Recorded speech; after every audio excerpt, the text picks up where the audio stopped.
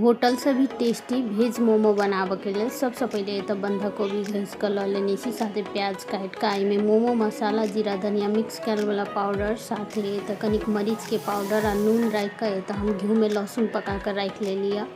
लहसुन के घी या बटर में ही पकाब तो मोमो बेसी टेस्टी बने छे। ऊपर से कनिक पनीर ग्रेट के सेहो हम रख लेलहुँ हाँ, ये ऑप्शनल से।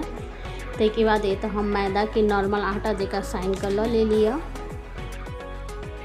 ये मैदा के छोट लोई बनाकर मैदा में डिप करे ताकि एकदम पातर पूरी बना ले। जते पातर रहे से मोमो ओते नीक बने छे।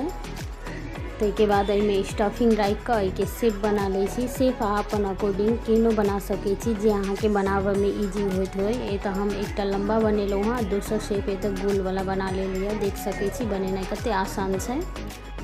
चटनी के लिए 1 चम्मच घी में ये तो सरसों मिर्चाई पका कर पीसल वाला मूंगफली और टमाटर रख ले लिया। ये तो हम टमाटर और मूंगफली भूज कर पीस लेने छलहुँ हाँ। ये तो चटनी रेडी भ गई। ताके बाद मोमो के सेहो ये तो हम 20 मिनट के लिए स्टीमर में स्टीम कर ले लिया।